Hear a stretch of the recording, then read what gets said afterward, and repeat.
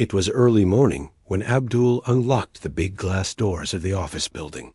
The sun had not come out yet, and the streets of Lahore were still quiet.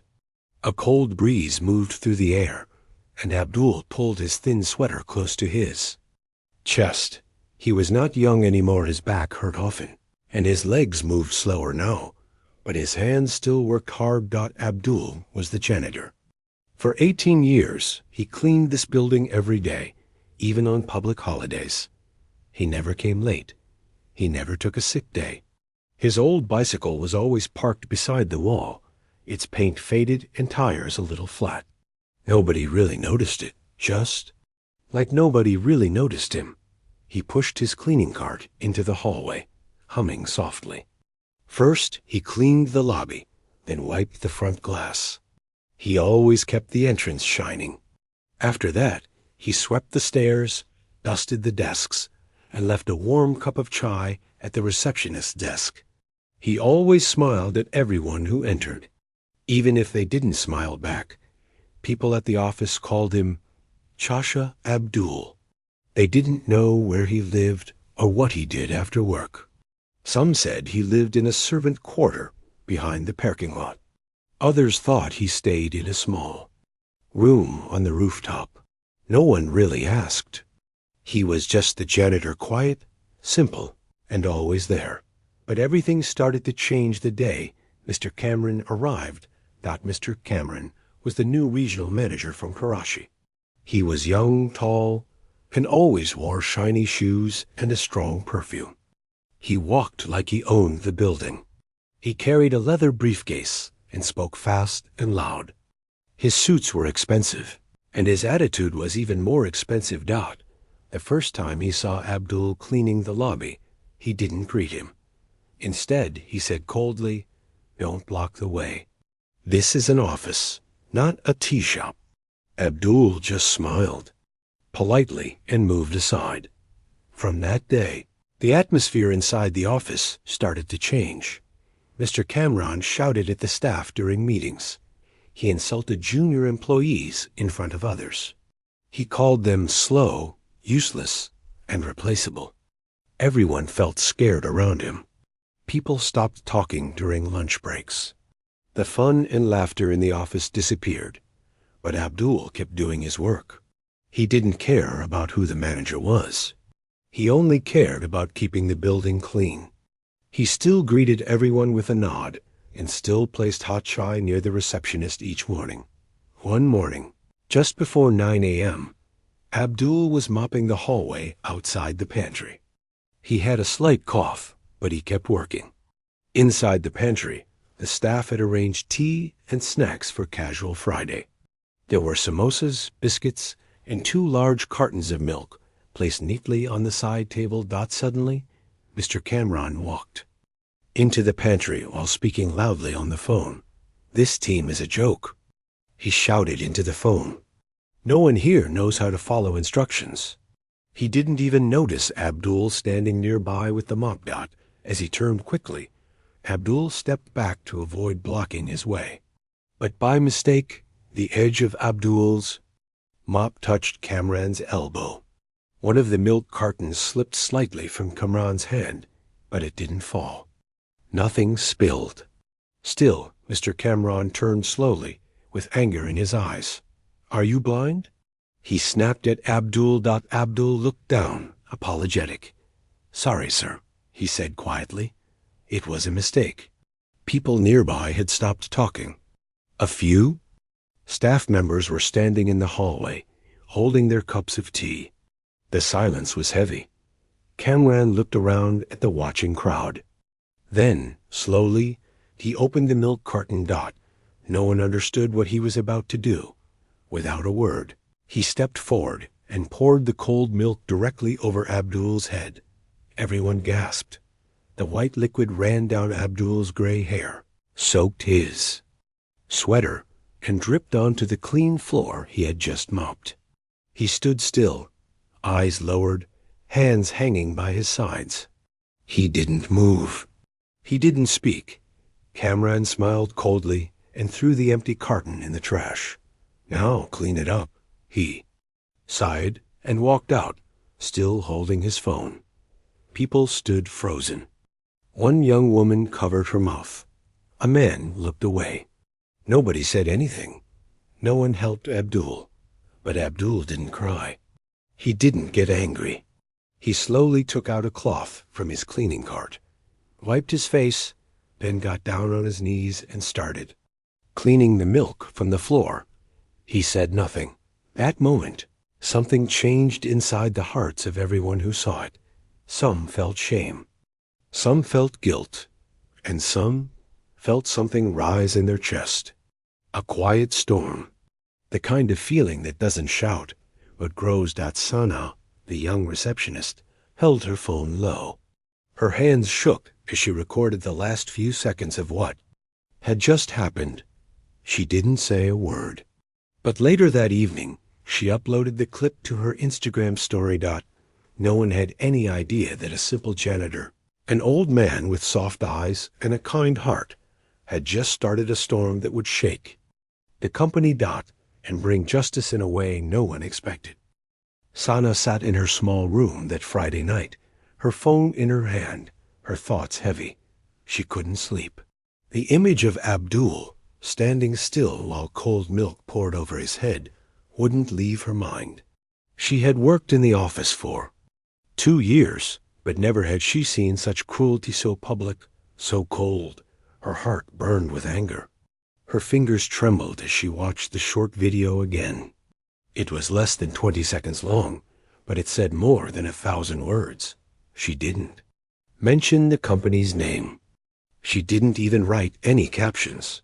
She simply posted it to her Instagram story with 2 words. This happened.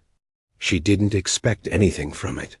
She only wanted anyone to see what had been done to a man who had done no harm to anyone. But the internet works in strange ways. By the time she woke up on Saturday morning, her phone was flooded with notifications. Hundreds of people had shared the video. Messages from strangers filled her inbox. Who is this man? Where did this happen? Is he okay? Please let us help him. The video had already reached Twitter and Facebook. Some people blurred the faces. Some added subtitles, and others tagged news pages and journalists. By Sunday, the video had gone viral. It was everywhere. People across Pakistan were talking about the janitor who stood still, the cruel milk incident, and the heartless boss in Lahore. Even LinkedIn, the business website, had people sharing the clip. One HR expert wrote, "Leadership is not about power. It's about humanity. This man deserves more respect than the manager who humiliated him." By Monday morning, the head office in Islamabad was buzzing with calls. The top directors were furious. Emails came pouring into the Lahore branch. What happened in your office? Who is this Kamran? Why is this janitor trending online? At 10 a.m. sharp, an emergency meeting was called.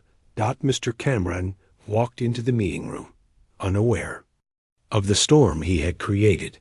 He sat down, wearing his usual proud look, and said, "What is the issue now?" The HR head looked him in the eye. "Have you seen this?" she asked, and played the video on the big screen. Kamran's face changed. "This is nothing," he said quickly. "Just a misunderstanding. That man blocked my way, and—" "Be quiet," the director from Islamabad interrupted coldly. "You poured milk over an old man's head, and someone recorded it. The whole country has seen it." Kamran leaned back, speechless. He had always thought he was untouchable. His resume was strong, his suits expensive, and his voice louder than everyone else's. But in this moment, none of it mattered. A few floors below, Abdul was wiping the glass walls of the reception area. He hadn't seen the video. He didn't even know what Instagram or LinkedIn were. All he knew was that people had been treating him a little differently since that morning. People greeted him kindly. Some said sorry in soft voices. A junior staff member handed him tea and stood with him for a few minutes. Others looked at him with quiet respect. He didn't know why. But he smiled. By lunch, something unbelievable happened. A black car pulled up outside. The company director, Mr. Asif, had flown in from Islamabad. He went straight to Abdul, shook his hand, and said warmly, "Can we talk?" Abdul, confused, nodded. The two of them sat in a small meeting room.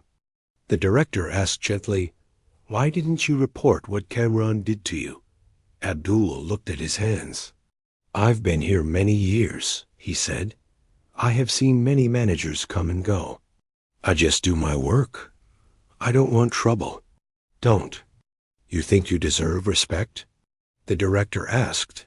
"I do," Abdul replied softly. "But sometimes respect doesn't come from position. It comes from how you treat others. I treat people kindly, whether they notice or not." The director sat quietly for a moment, his eyes heavy with emotion. Then he stood and said, "Thank you, Abdul. You've reminded us what true strength looks like." Later that afternoon, Kamran was suspended from his job. The company released a public statement. "We apologize to Mr. Abdul and the public for the behavior shown in the viral video. The manager involved has been removed from duty as we complete our investigation. We thank our staff for standing up for what is right." That evening, news channels ran the story. Janitor in Lahore gains national support after being humiliated by boss. Justice for Abdul. Kindness wins over cruelty. Strangers started visiting the office with flowers and gifts. Some brought fruit baskets. Others brought warm jackets. One little girl even brought a drawing with the words, "Shasha Abdul, you are my hero." Abdul didn't understand why the world was suddenly looking at him, but his eyes filled with quiet tears as he folded his hands and said, "Thank you, Betta." In that simple moment, the world saw not just a janitor, but a man of dignity, patience, and grace. And slowly, the real story began to unfold, not of a cruel boss, but of an ordinary man who taught the world that silence can be more powerful than anger, and that true respect is not demanded, but earned. Abdul sat on a wooden bench outside the office building. The sun was low in the sky, and the city was slowing down. He held a small paper cup of tea in his hands and looked at the people passing by. Some smiled at him, some waved, and others simply nodded with respect. Everything felt different now. A week had passed since the milk incident. Mr. Kamran had been suspended, and the company had launched a formal inquiry. People across the country were still talking about the video. They called Abdul a hero. Some called him a teacher of dignity. But Abdul didn't think of himself that way. He still came early. He still swept the floor. He still placed hot tea on the receptionist's desk. But something else had changed too. One afternoon, the company director, Mr. Asif, called a meeting with a few senior staff members. He looked serious but calm. In his hand was a file thin, old and worn. He placed it gently on the table. "I asked our admin team to find Abdul's old employment file," he said. "What I read inside surprised me." The staff leaned in, curious. "Before becoming a janitor here, Abdul was a school teacher," Mr. Asif continued. "He taught mathematics in a government school in Faisalabad for 22 years. The room went quiet. He left his job after his wife died in a road accident. His only son fell seriously ill shortly after that. Abdul moved to Lahore to find work. Any work. He needed money for hospital bills. Teaching didn't pay enough. So he took a job as a janitor in this building. No one spoke. Some looked down. Others blinked, ashamed. He never told anyone," Mr. Asif said. "Not once in 18 years. That evening, Sana, the same receptionist who had posted the video, sat beside Abdul in the staff lounge. She had tears in her eyes. "Shasha, why didn't you ever tell us you were a teacher?" she asked. Abdul smiled, his voice soft. Would it have changed how people treated me? Sana shook her head slowly. No, but we would have known how strong you really are. Abdul looked out the window. Sometimes it's not important who I was. It's important who I am now. Sana wiped her eyes. You're the best person in this office, Chasha. In the days that followed, more people came to sit with Abdul. Young staff members asked him questions about life, work, and even maths. He laughed and helped them without pride. He was not a man who wanted to be above anyone. He just wanted to be kind. The company started receiving letters from the public. One letter read, "To the janitor who stood tall with milk dripping from his head, you taught my son how to respect people, not just those in suits, but those in uniforms. Thank you." Another said, "I watched your video with my grandmother. We cried together. You reminded us what grace looks like." One afternoon, a young journalist named Maham came to interview Abdul. She asked questions about his life, his teaching years, and his work now. "Do you feel proud?" She asked. Abdul thought for a moment. "I feel peaceful," he said. "Pride comes and goes, but peace stays." The interview was published online with the headline, "From Teacher to Janitor to National, Symbol of Dignity, Abdul's Journey." The article went viral. It reached schools, offices, and even politicians. People started sharing stories of workers they had ignored. Janitors, drivers, security guards, everyone was being looked at differently now. People were finally paying attention. One day, Mr. Asif invited Abdul to the main conference room. The office was decorated with flowers. A banner hung on the wall. "Thank you, Abdul, for teaching us what books couldn't." Everyone stood and clapped as Abdul entered. He looked surprised, even shy. Mr. Asif took the stage. "Today, we honor a man who reminded us that character is greater than title. Abdul has shown more patience, respect, and strength than any of us in this building." Then he turned to Abdul. "We offer you a new position, head of facility services. You will manage the entire support staff team. Your salary will be increased, and a full medical plan will be provided. And we want to offer your son's family full medical support as well." Abdul looked around, tears filling his eyes. He tried to speak, but the words caught in his throat. Then he finally said, "Thank you, but I will only accept if I can still sweep the floor when I want to. Cleaning is not shameful. It's honest work." Everyone stood again and clapped louder.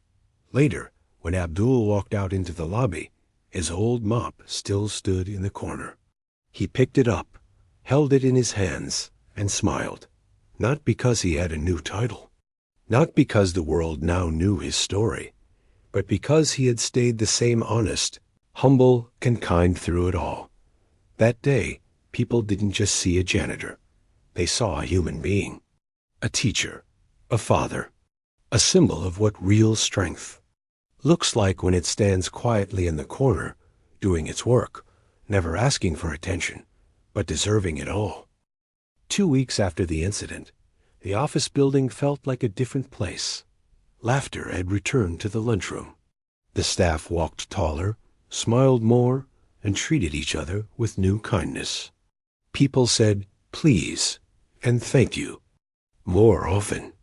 Even the way they looked at each other had changed. And in the center of this quiet revolution was Abdul the janitor, now respected leader, once forgotten, but now remembered by all. Abdul didn't dress any differently. He still wore his faded sweater, and his shoes were still cracked at the soles. But now, when he entered a room, people stood up. When he spoke, people listened. And when he smiled, the whole office felt it. But far away, in a quiet apartment, Kamran sat alone. After being suspended, he had disappeared from public life. The company had finished its investigation, and the decision was clear. Kamran was officially fired. His name was removed from all company documents. His belongings were sent to him in a brown box, But the story didn't end there. His video pouring milk over an old janitor had followed him everywhere. Job interviews ended quickly. No company wanted him. Friends stopped replying. People whispered when he walked into shops. He became known not as a manager, but as that cruel man who spilled milk. He tried to explain himself. It was just a mistake, he told one on log. People are overreacting. But the world had already seen the truth. What he didn't understand was this. His mistake wasn't just the milk.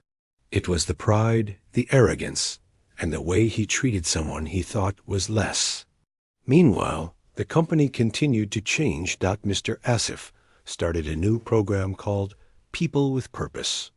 It focused on honoring support staff janitors, security guards, drivers, T-boys, all the workers who had long been invisible.